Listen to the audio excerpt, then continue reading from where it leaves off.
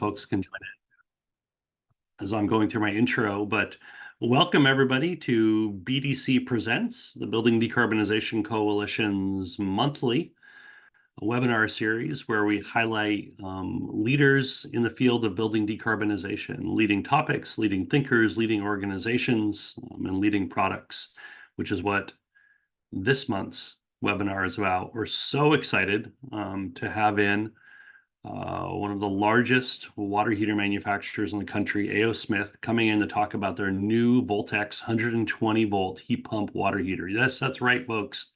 120 volt heat pump water heater. So excited to hear about this product. And so it may be 10 o'clock where you are, it may be 1 o'clock, and maybe some other time, but hopefully if you're here, you're in the right place to hear about a fantastic new product in the market. I'm going to just do some introductions, and then I will hand it over to Arthur from A.O. Smith. So next slide, please. My name is Panama Bartholomew. I'm the Executive Director of the Building Decarbonization Coalition, and the coalition is a collection of utilities and manufacturers like A.O. Smith, the design and construction and installation community, nonprofits, and government agencies all coming together to work on building decarbonization. Our goal is to eliminate pollution from all buildings in America and to do it in a way that's going to work for ratepayers, work for communities, work for the supply chain, and work for policymakers. And our hope is that through bringing everybody together and working on the 80% that we agree on, it makes it easier to work on the 20% where there may be less agreement. We have a fantastic monthly newsletter. You may already know about it because you may have heard about this webinar from there, but I'll go as far as to say it's the best newsletter in the building decarbonization community. There's a sign up right there at the bottom of the screen right now. And we have a fantastic membership program with all sorts of benefits, and would love for anybody on this webinar or your friends, your families, your frenemies to join our membership at the BDC. It's free to join, and we do have other levels of membership as well. So please check out our membership program and consider joining if you're not already a member. And if you are already a member, fantastic. Thank you. We love you. You're one of our members. We want to give particular thanks to our Trailblazer members. These are members that go above and beyond in supporting the organization, providing funding support for our membership program, as well as deeply engaging with us on issues of policy acceleration, market transformation, and consumer education. And so we want to particularly thank our Trailblazer members today and at all times for their support of the organization. Next slide, please. We have more calls coming up. It's not just today's great call, but also many more calls coming up as well and webinars. We have a monthly California policy call with just a fantastic California policy team staff giving presentations on everything that's happened in legislation, regulation, the budget, elections, and its implications for building electrification in California. Our next one's May 21st, and you can sign up for an ongoing calendar reminder for that. And then we periodically have other states where we have a particular focus area where we are giving an update on everything that's happening around building electrification or building decarbonization within those states. And our next one is Minnesota, May 14th at 10 p.m. Pacific, 12 Central, 1 Eastern. We'll be having a policy call in Minnesota. And on these calls, we bring in a panel of experts from that state to give us an update on everything that's happening in Minnesota. Will be next. All sorts of fascinating news out of Minnesota's pretty evenly divided government coming out this week. Last year, they were really one of the leaders in passing climate legislation, and they're trying to follow it up this year, and buildings are playing a big role in that, including quite a bit of activity on thermal energy networks, something like 10 to 13 bills alone on thermal energy networks in Minnesota. And then on May 30th, we're going to have our next BDC Presents, and that'll be on the Node Collective, the National Open Data for Electrification Initiative. This is an initiative that BDC, ELI, Rewiring America, RMI, and others are collaborating around creating an open data source for electrification incentives across the country. One of the biggest issues for consumers and contractors is knowing all of the incentives that are available to be able to help lower the cost of an electrification project. And in the past, one of the big issues of trying to collect everything on a national level is just the diversity of different ways that we communicate around incentives on different websites and different programs. And the Node Collective is an effort to be able to have a standardized way of being able to lay out the details of electrification incentives to allow for there to be innovation around technologies and applications that'll be able to make it much easier for people to be able to access electrification incentive information, and therefore easier for them to electrify their homes. It's a fascinating and exciting effort. When we presented this to some of our manufacturing members, people literally leaped out of their seats in excitement about this because it's so needed in the marketplace. And we'd love to have you come and hear about the collective on May 30th, and then also considering joining the collective as well after you hear more about it. So please join us for the Node Collective BDC Presents on May 30th. Next slide, please. So just some logistics. We're just about to get to Arthur. Everybody on the webinar is muted. Please feel free to ask questions for us in the chat. Drop any comments you have for the whole group in the chat. BDC always encourages a robust chat-based form of communication, so feel free to use the chat as such.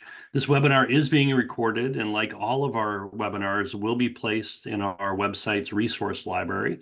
It's a fantastic library of not only webinars, but really a go-to for everything you need to know about building electrification, from best practices to codes and standards to different reports, talking points. It's just an amazing resource, and that's where we keep all of our webinars, which in itself is an amazing resource of information on building decarbonization. So this webinar will be recorded for your use later on, and it'll be placed in our resource library. And then all of you are going to be emailed a link to this webinar, as well as notes from the webinar that went over key topics that were being covered. And so next week, look for in your inbox for that email. Last slide for me. I'm so excited to introduce you all, maybe not introduce you all, maybe just to reintroduce some of you to Arthur Smith from A.O. Smith Water Products. Arthur is a product manager at A.O. Smith. I've known Arthur for a long time, and it's been really in the context of today's presentation. Arthur and I met way back in 2018, where 100 different people got together in San Francisco for 2 days in September of 2018 to talk about how could we bring about a 120-volt heat pump water heater. And Arthur's going to explain to you why there's a need for that in the market, and A.O. Smith's leadership on developing their own 120-volt heat pump water heater. And so today, Arthur's presentation, he's going to be talking a bit about where heat pumps are in the market right now, and why we're seeing a movement towards heat pumps. There's really some background on heat pump technology itself, and then getting into A.O. Smith's line of heat pumps, the new additions to it with a particular focus on the Voltex 120-volt. We're so excited to hear from Arthur. We're so excited for A.O. Smith's leadership in this area. And I hope you enjoyed the webinar. And I'll come back after Arthur's presentation, and we'll have a chance to answer some of the questions you all ask in the chat. And so with that, I'm going to go off. And Arthur, thank you so much for joining us. Thank you so much for your leadership on this product type within A.O. Smith, and looking forward to the presentation. Thanks, Panama, for the introduction, and to the broader Building Decarbonization Coalition team, for putting this together and giving me the opportunity to speak to all of you today. So as noted, my name is Arthur Smith, and I'm a product manager at A.O. Smith. I stretched the scope a little bit of my presentation. We'll certainly talk about our relatively new 120-volt plug-in heat pump water heater, but also more broadly, about heat pumps and A.O. Smith's full offering. Next slide, please. Skip this one too. So for anyone not familiar with A.O. Smith, we're a global leader in water heating and also in water treatment. And we're reaching a big milestone this year. We've really survived on innovating in the manufacturing space, particularly in the welding steel space, which is where my background comes from. But this year we're celebrating our 150th year in business. So I just wanted to touch on that quickly. Next slide. Obviously, A.O. Smith is sort of our core brand and corporate flagship, but we also go to market in both the water heating and water treatment space under a variety of brands. Next slide. So I'm going to squeeze a whole lot into my spot here today.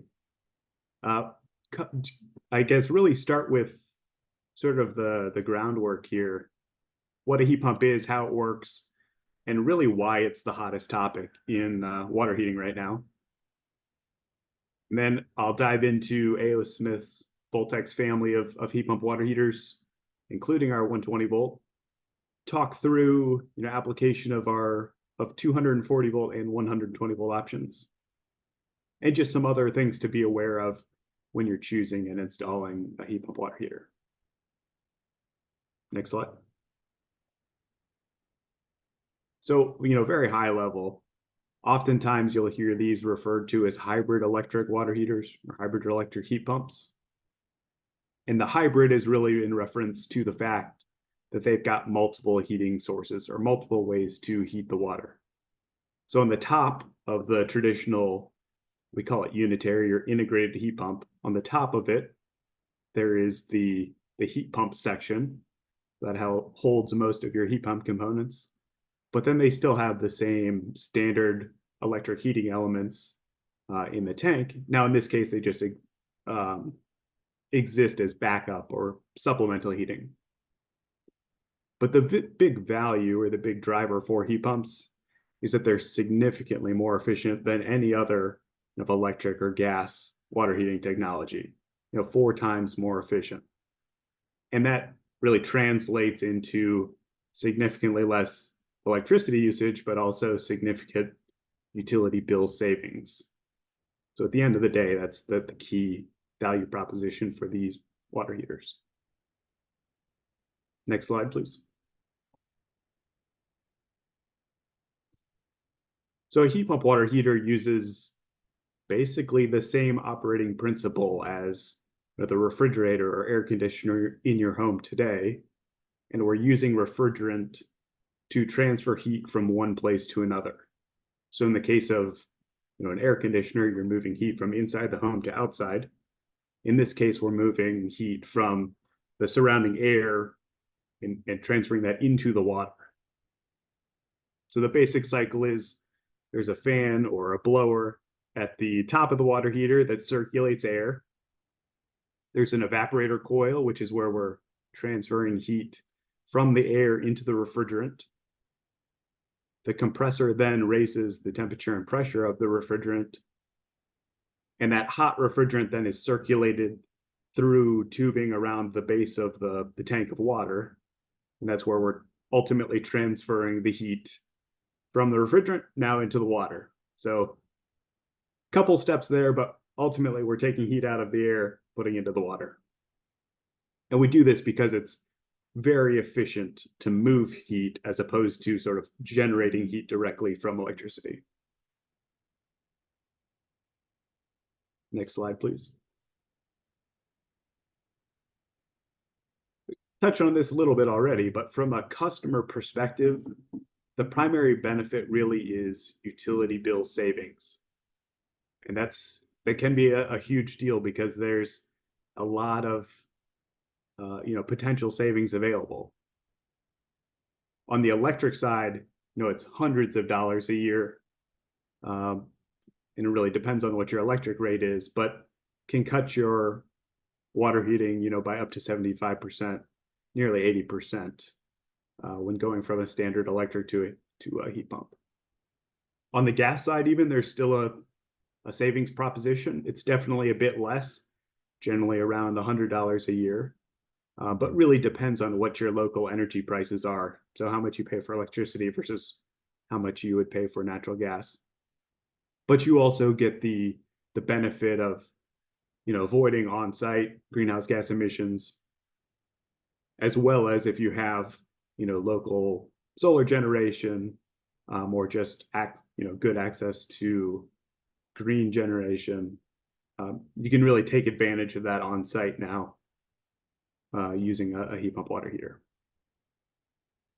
As a secondary benefit, just as how they operate, the heat pump will also cool and dehumidify the space. So they're really good in garage or basement installations. But at the end of the day, we see them installed virtually everywhere, inside a home.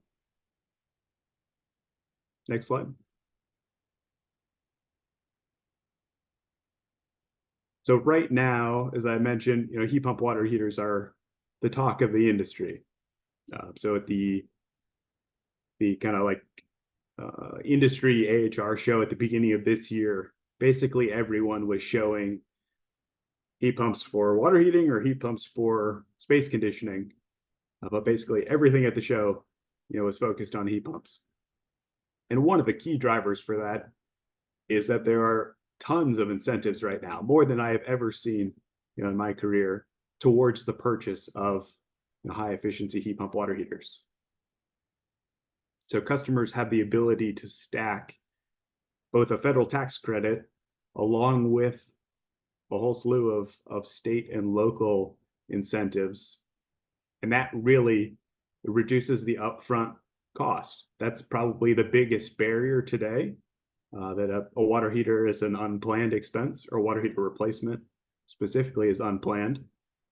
And so these incentives go a long way towards, reducing or offsetting the upfront price, and in some cases make them less expensive than any other choice available. So I really encourage, everyone to understand the dynamics in your local market, what's available. I think the program Panama mentioned is fantastic in terms of making rebates available on all, electrification projects available in one central place. We've tried to do a piece of that just on the water heating side in a rebate center on our website as well, where you can simply plug in your zip code and see all of the products and all of the incentives that they qualify for in your local market. So I encourage you to use our tool or others, but just be aware of what incentives are available to you locally. Next slide. All right. The other driver, I think, is still sort of coming, or we're on the cusp of a regulatory landscape change as well that will also drive heat pump water heaters. So really, kind of heat pumps as a technology sit at the nexus of high efficiency electrification and decarbonization efforts, because they do sort of deliver on all three categories or needs. And we're definitely starting to see this implemented more at the state level, from a building codes perspective, in terms of all electric building code or high efficiency building codes. There's definitely a driver for demand response capabilities. So to make sure that as we're adding electric appliances, that they're able to integrate with and participate in a smart grid, so that we're sort of minimizing the ultimate impact on our grid stability. And the other relatively new category of regulations is seeing zero NOx limits on gas-fired equipment. So another means, I guess, where it makes heat pumps the preferred technology. On the federal landscape, it's probably a little further out. We're expecting, really any day, but certainly by mid-year, the final NECA 4, which is our federal efficiency requirements, the final rule to be published this year, and that has a 5-year implementation window. So expectation is, by mid-2029 at the federal level, water heater efficiency requirements will be set at heat pump water heater levels for anything greater than 35 gallons. So certainly some big changes here, both on the near and midterms, beyond just the incentives driving. Next slide. So in the past couple of years, A.O. Smith has done a lot really to revamp our heat pump water heater offering. And so I'd like to talk through our new generation of products, including the 120 volt. Next slide. So there are 3 different families that we've introduced in the past couple of years. The first was the Voltex AL, which we launched in 2022. And this was really, it's a 240 volt product, but we were trying to make a very versatile design that could be used easily in both new construction and in retrofits. So it was unique or still very distinctive in that it has both top and front water connections to make it easier to replace, basically anything that's installed today. It was also the first of our products to include, leak detection and anti-leak capabilities standard. Later this year, or I'd say probably next month, we'll introduce another 240 volt, the Voltex Max.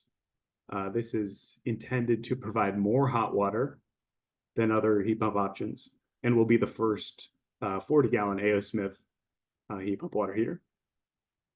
Again, try to address some of the limitations with previous generations or other options in the market.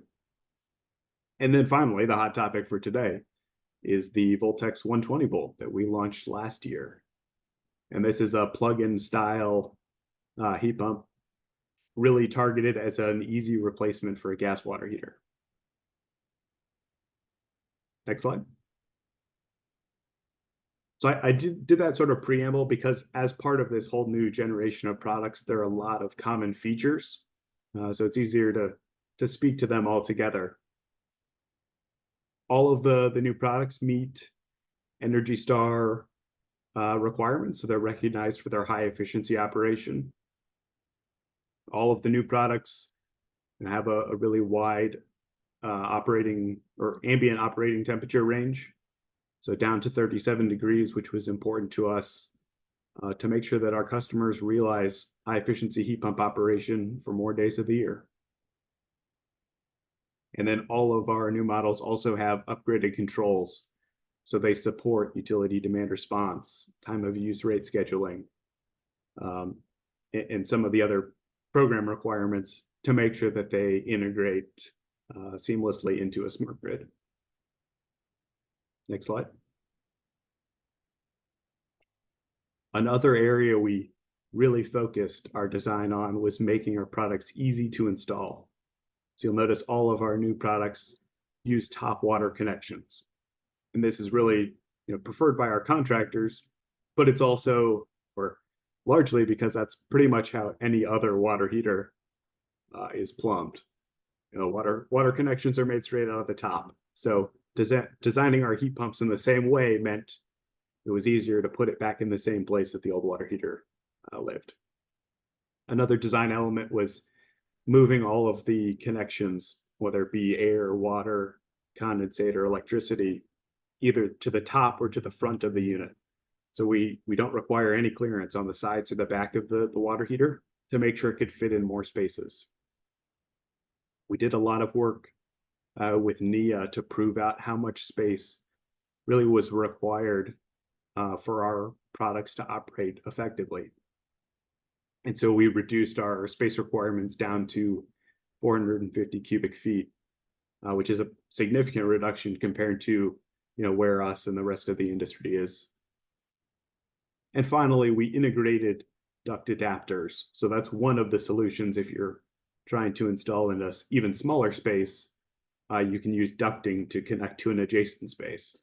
And so rather than needing to buy an accessory kit, we just integrated the collars, made it really easy to connect ducting straight to the top of the water heaters. Next slide. And then also, we wanted to make sure we had some key benefits for the homeowners, kind of the ultimate end users for our product. One was we were really focused on quiet operation.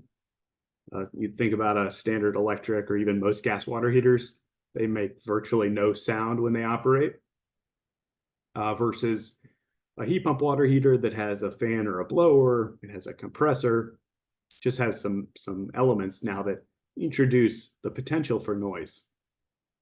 So with this generation, we made a nice leap forward in terms of quiet operation down to 45 decibels. Additionally, we've got a nice digital temperature control to easily change or set your mode and your temperature. But beyond that, we also integrated Wi-Fi connectivity so you can remotely monitor and control your water heater. And then finally, as a standard feature, we've included leak detection on all of these models.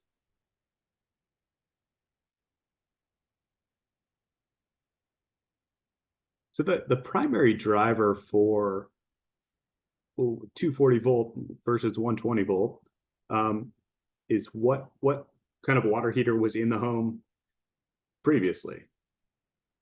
So if you had electric, it's generally a very easy conversion to put in one of our 240 volt heat pump water heaters. You already have the wiring there, or if it's in new construction, you can easily, install a 240 volt 30 amp circuit. And in general, the 240 volt products are a little more forgiving in that they can supplement with 4.5 kilowatt backup elements just to give more hot water. So if you're a little bit undersized or you just are using more hot water than normal, we can use one of the elements in conjunction with the heat pump to just sort of boost how much or how fast it reheats, how much water you have available. Now to contrast that, say when we were talking about the origins of the 120 volt, prior to this type of product, it can be very difficult and expensive to put a 240 volt heat pump in a home that was built around a gas water heater. You probably don't have a dedicated circuit available, so would require an electrician to run a new circuit. But beyond that, you may not even have panel capacity available to add this new circuit. So we were really looking to address the challenges when replacing a gas water heater when we approached the design of our 120 volts. So these, the intent here really was to make that as simple as possible by designing a product that you can plug into an existing 120 volt outlet on a 15 amp or larger shared circuit. So the shared circuit, I think, is the biggest key within that whole bit, in that we're trying to avoid any sort of electrical rework during the installation and leverage an existing outlet that's already likely near to where a gas water heater was installed. Next slide. We'll skip this. We're already kind of into the 120 volt discussion. So as I mentioned, really our focus was on making the installation aspect very easy. So we kind of hit on these key benefits already because they're largely shared with the other next gen heat pump products. So let's jump to the next slide. So there are a lot of words here, but the summary is that proper sizing is really important on the 120 volts. And so we recommend that you upsize when you're choosing a 120 volt heat pump to get similar hot water delivery to the 30, 40, or 50 gallon gas water heater that used to be in that space. And basically, gas water heaters are can reheat the tank very quickly compared to a heat pump. So while heat pumps are very efficient, they can be slower to reheat. So we just need to offset that with additional hot water storage. So it gives more time for you to kind of run really high efficiently, but slowly reheat the tank. And then just as discussed more, if it's going into replacing a standard electric or a new construction, we'll definitely recommend using the a 240 volt option. Next slide. So one of the ways we tried to improve the 120 volt hot water performance specifically is that we integrated this digitally controlled smart valve into our system. So this is sort of a cutaway look behind the shroud at the top of the heat pump of what would be there. So the plate in the kind of the back middle is the evaporator. In front of that, you have your hot and cold water connections that come out of the top of the tank and run to the top of the heat pump shroud, where you would ultimately connect to the home's plumbing. And so that smart valve is the component circled there. And effectively, it means we can maintain the tank, the stored volume of water at an elevated temperature, and then use this valve to mix back down to the customer's selected outlet temperature. We can effectively stretch how much hot water you can get out of the tank using this design. But we wanted to make that very easy. So the customer just selects the temperature on the controls that they want out of the water heater, and then we'll automatically handle the elevated tank temperature, on our side, kind of internal to the water heater controls. So that was one means to help offset the slower recovery for a 120 volt heat pump. The other choice that we made, we still thought it was important to integrate or to still include backup heating elements. Now, to fit on the 120 volt shared circuit, they're much smaller. They're only 900 watts each. But that does still give you some backup heating, capacity if you're in a condition where the heat pump can't run, like the space is too cold. So we still wanted some sort of backup heating. The one difference is it can't run simultaneous to the heat pump. So the 120 volts will always prioritize using the heat pump, and will only use the elements if the heat pump cannot run for whatever reason. Next slide. A couple other advanced features we included with our 120 volts. So one, in addition to the leak detection, we also have included an automatic water shutoff valve as a standard feature. So basically, if it detects a leak, kind of water around the base of the water heater, not only can we alert you, locally on the controls, or push a notification to through the app to your phone, but we also have this automatic water shutoff valve that can shut off the supply water to the tank. Kind of creates a vacuum seal. It really limits how much water can leak out, giving you more time to react and figure out what the problem is. We also changed gears in terms of the refrigerant we used. So our 120 volts are built using R513A. It's just a refrigerant that has a lower global warming potential than the standard refrigerants used in other heat pump water heaters. So again, certainly an opportunity looking at what we thought the California market in particular was going to be looking for, but also a test bed for us to make sure we were prepared as refrigerant regulations around the country and at a federal level continue to evolve. And then the last piece, this is again is largely shared with the other next gen heat pumps, but one of the components within California Title 24, specifically, there's this Joint Appendix 13, JA13.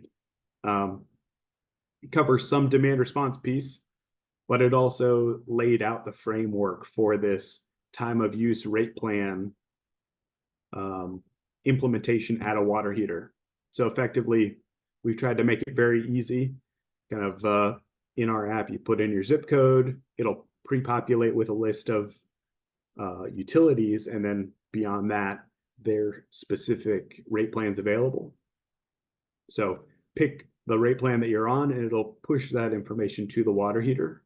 So it will prioritize heating when electricity is inexpensive, or conversely, really trying to limit or eliminate any sort of operation during peak rate times, just to save a little bit extra on a utility bill, but also just reduce the load on the grid.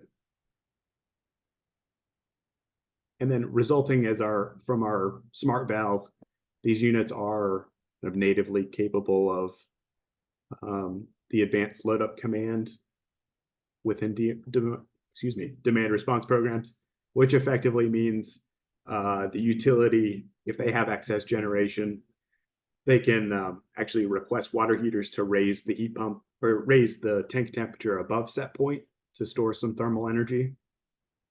So kind of an advanced control within the demand response sphere. And then beyond that,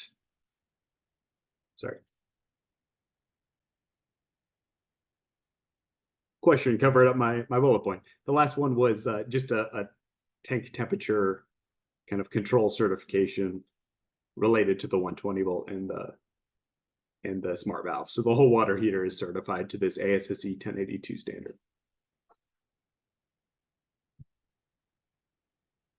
Next slide, please. So just to conclude, I wanted to cover a couple of the things you should think about when you're choosing or installing a heat pump water heater. Next slide. As I mentioned, we've tried to put a lot of focus on making our products easy to install with things like top water connections. And in general, heat pump water heaters install very similar to a standard water heater. But there are a couple items such as, in general, a heat pump will be larger physically than pretty much any other water heater. Part of that is just the integration of all the heat pump components on top of the tank makes them taller than other products. But the other piece, particularly compared to gas, we recommend you upsize the tank capacity, which also means generally a larger footprint. Next slide. As touched on earlier, because we're pulling heat from the air, we do need sufficient air volume around the water heater for proper heat pump operation. We specify a minimum of 450 cubic feet, but there are a variety of options if you are looking to install one in a smaller space. And we try to make that very easy with our integrated duct collars. So one option, as long as you're 84 cubic feet closet, which is most places I've seen water heaters put in before, you can get by with just sort of passive ventilation. So a louver door, maybe a door with upper and lower louvers, or combination of a louver and an undercut door. And these just provide a means for cool air out of the heat pump to escape the closet, and for additional kind of air to be pulled back into the closet. The other pathway is to use some sort of ducting. So you can do a combination of duct the inlet or outlet combined with a louver or undercut door. So again, providing sort of a circulation pathway, or you can duct both the inlet and the outlet. So trying to provide a whole variety of options to fit the space available.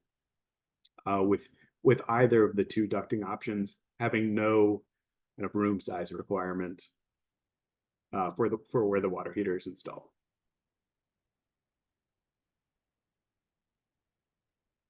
I think that's about all there. Go next slide. The last one I would mention is that heat pump water heaters, as they cool and dehumidify the air, they will produce liquid condensate. So unlike a condensing gas water heater or furnace, the heat pump condensate is not acidic. so it does not need to be treated or neutralized before it can be drained.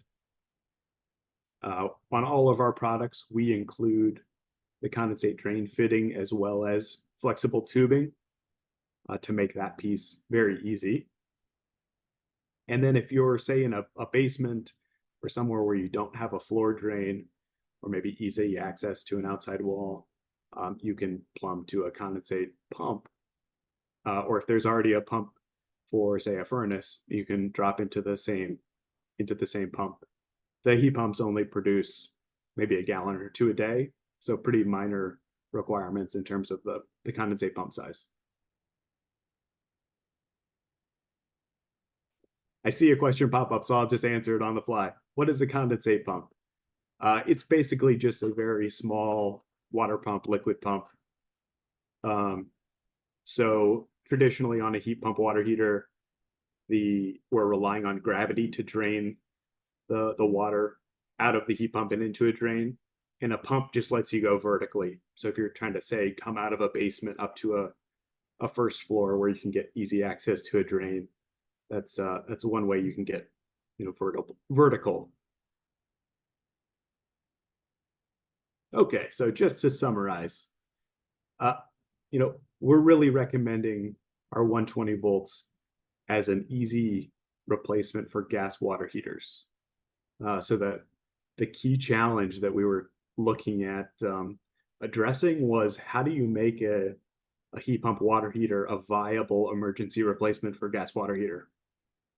So making it easy to plumb and install was certainly one component, but bypassing all the electrical work and being able to plug directly into an existing wall outlet was really sort of the breakthrough requirement or breakthrough in terms of design. And I think that really unlocks replacing gas water heaters with high efficiency heat pumps as the next big opportunity for us. Then beyond that, we're really focused on providing quiet operation to make sure that these will be acceptable both in single family and multifamily, where you might be in close proximity to the water heater. And finally, we pretty much qualify for all the incentive programs in California and elsewhere, and these products are available today.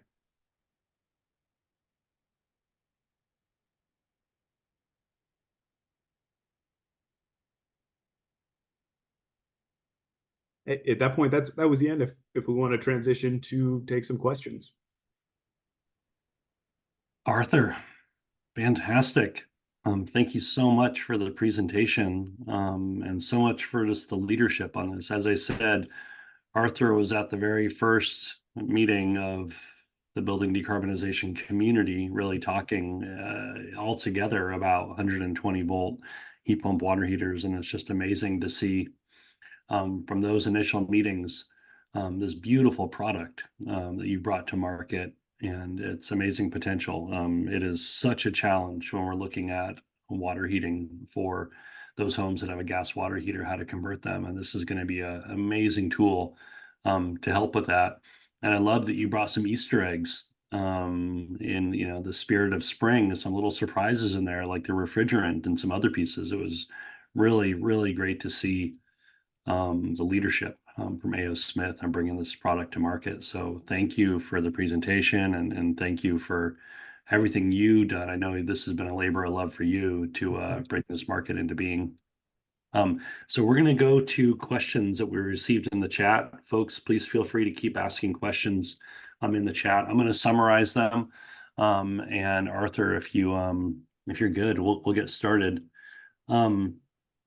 So I think some folks were surprised in the chat about the small size needed of the room to be able to provide enough air for the heat pump water heaters. And has heat pump water heater technology gotten better? Is our experience with it improved, that we can be specifying slightly smaller spaces than we have in the past? I think there's probably been maybe some improvement there, but the real thing was just doing more study and understanding how much space they actually require. how much heat they actually extract from the space, and proving out what that limit is. So NEA, an organization up in the Pacific Northwest, Northwest Energy Efficiency. Oh, this is embarrassing. Alliance? Alliance. There we go. All right. NEA proved like have been really a driving factor for heat pump water heaters over the years. I'm sure many of the people on this call are familiar with them. And so they were, really invested in challenging what manufacturers were requiring. So they did a lot of testing, and shared it all with the manufacturers in terms of what a heat pump actually needs in terms of space to operate effectively. So they have this really cool shrinking room study where they effectively kind of have a heat pump water heater in a room with walls that they can move so they can shrink the space available. And they were just tracking performance against how much space there was. So we looked at the information that they provided and sort of did our own, look at it. But we're pretty confident, or we're very confident, that we changed the requirements for our products. Wow, fantastic. That's great to hear. It makes me think of, in the decades to come when electrification is just mainstream and that's just what's done, we'll be looking back at this stuff and just kind of laughing at all the things we learned over the years. It's great. Thank you for that. Some questions in the chat about the sound. And it's fantastic that you're committed to lowering the noise of the product, and the 45 decibel specification is great. There's a question about real world applications, and are you doing testing of installs to see how it's performing against the spec? We certainly have been, collecting information, and it's I don't want to say it's the Wild West, but there is not a lot of detail in terms of what the test procedure for a water heater is. I'll be blunt about it. Like, there is a NEA specification, but it's pretty basic in terms of what the companies test to and how they rate their units. So I think there's definitely going to be an evolution of learning in terms of, is a decibel claim sufficient? Like, do we need to be doing kind of more tonal analysis, or looking at kind of maybe not how loud is it, but what does it actually sound like? And that's where individual preference really comes into play. So one of the things A.O. Smith does is we have these sound juries. It's basically because it's such an individual preference thing. We collect a whole bunch of various people and say, and often give them like an A/B choice here, or maybe 2 or 3 options. And pick your favorite, or maybe describe whether the different options are acceptable or disruptive, or how you would react to that in your home.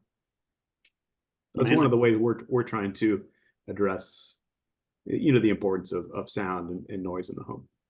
Yeah. Are you generally finding that that the products are being able to attain the 45 decibel limit on installation? I mean, a lot of it comes down to how it's installed. So how far you are from the measurement, like what the walls are, or like how far from the walls you are. It's very variable, unfortunately. Yeah, absolutely makes sense. Some folks were pretty excited, including myself, about the R513A you guys are using. Congrats on that. Could you repeat, if you have it off the top of your head, the global warming potential of that refrigerant? And then could you talk about just the necessity of adequate disposal? And could we get to a point where really we can consider that a global warming potential of 0 if it's discarded properly? So I guess I'll address that in a couple points. So this is based on IPCC, their 4th assessment. So AR4, the 100-year GWP of 513A is 630 versus 1,430 for 134A. So about an 800 GWP decrease. So a nice improvement for us. It stays within sort of the non-flammable, non-toxic category of refrigerants, which is definitely beneficial to us and to anyone who might, service these systems in the future. The charge on heat pump, like residential heat pumps as a class, is very small. It's maybe £1.50. So there's not a lot of refrigerant in there, but certainly, proper recovery of the refrigerant at the product's end of life is, well, I mean, it's required, but beyond that, it's kind of ethically responsible. So certainly looking, we've worked with, I think it's the EPA's RAD program, Responsible Appliance Disposal Program, to try to make sure that we've got programs in place around the country to help make that kind of end of life easier. But then I think beyond that, with the upcoming changes in HVAC and ultimately at some point, requirements on heat pumps to move to lower GWP refrigerants, I think we're going to see more contractors in the field comfortable with doing their own refrigerant recovery. Fantastic. The RAD program definitely grabbed the best acronym for a program name early on. I'm very jealous of that. You mentioned situations where in small spaces, you may need to vent the heat pump water heater. For inlet air, in cases where you have communities with really dirty air quality, whether that be pollution or dust, is there ever a need to filter the air coming into the heat pump water heater in vented installations? I don't want to say never, but so we do include an inlet filter, kind of a mesh screen filter on the inlet side of our heat pumps. And then beyond that, the water heater will generate an error code if it senses that the inlet is obstructed. So the primary cause there would be, the filter is clogged up and needs to be cleaned. So I don't know that there would be any sort of pre-filtration required specifically for the water heater. Now you may want that for your interior space regardless. But certainly the water heater will tell you if it's not operating properly, if the filter needs to be cleaned. Right.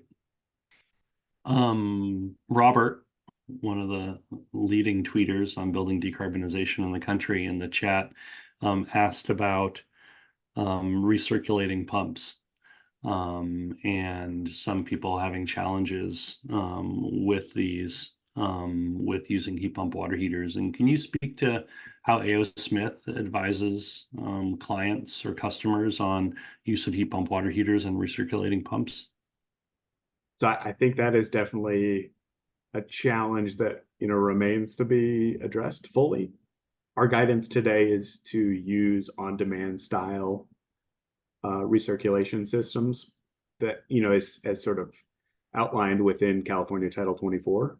So effectively, motion sensor or push button activated recirculation system. The challenge with recirc and heat pump water heaters is really twofold. One is, as I mentioned, the heat pumps are really slow to recover. They have about 1.5, maybe 2 kilowatts of heating capacity.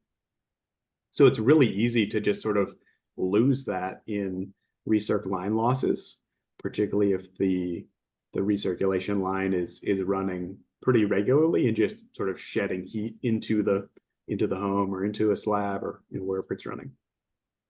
So you can easily either kind of reduce the heat pump's heating capacity for your domestic hot water or really draw down the actual tank temperature. That's sort of one side. The other piece is you're pulling out hot water and then you push cold water or now sort of warm, maybe hot water back into the water heater. The heat pump gets less efficient. So you put hot water down where we're trying to transfer heat from the refrigerant into the water, and just that heat transfer gets less efficient. So you get less heat into the water, sort of a compounding effect of less efficient, but also less hot water. So our option today is, or our recommendation today really is a on-demand style. We're trying to limit how often the recirc pump runs. But certainly we're looking at other solutions and working with a couple of the major pump manufacturers in terms of what control options would exist to better sort of combine the comfort and convenience of hot water recirculation without impacting the efficiency of a heat pump water heater. Great. That's great to hear. You're working on that. Can you talk a bit about the nationwide availability? Where are A.O. Smith products sold generally? Where's the 120 volt sold? We have somebody in the chat that's saying they've been having a hard time finding the 120 volt in stores on the East Coast. Can you talk about availability and the best way for people to be able to find 120 volt? So we go to business both through the plumbing wholesale and retail markets.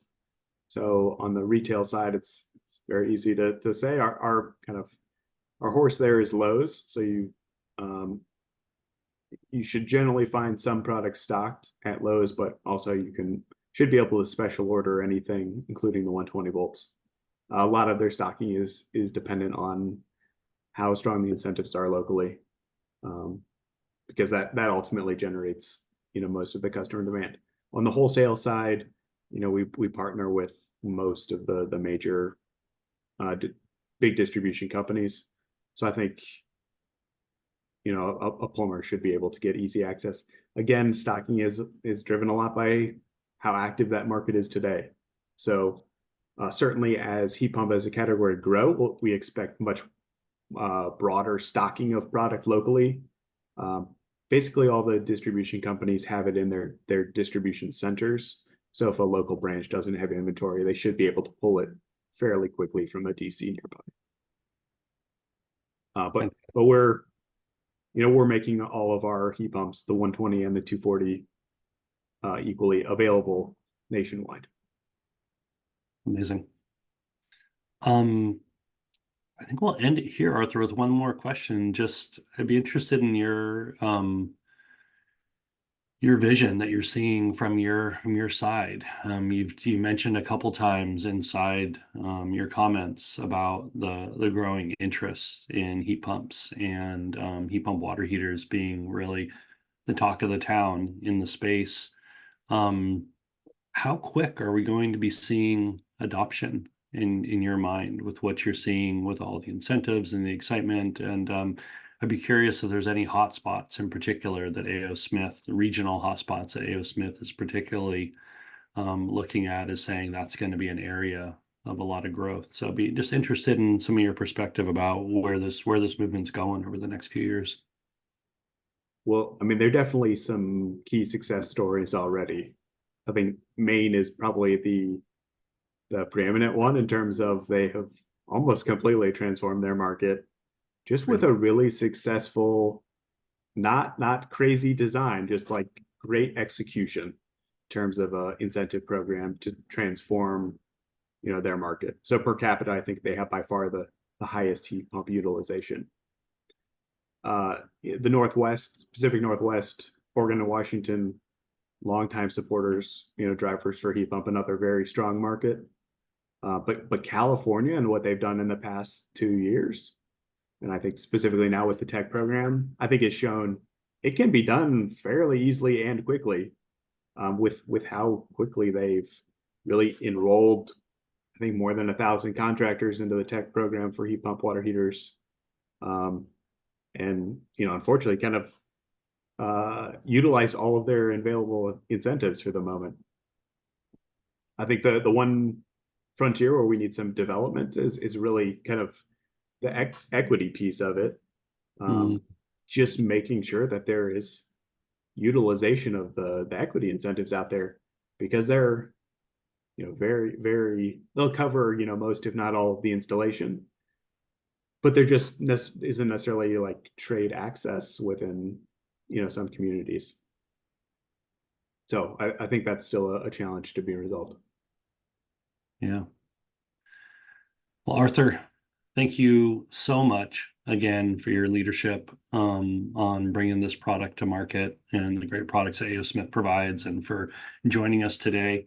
All of you in the audience, thank you for joining us today. As you can see, Arthur is an eloquent leader within the space, and this is the kind of leader that we like to bring on BDC Presents. And so I hope you join us for future BDC Presents, where we can talk about leading products, leading organizations, and leading thinkers in the space.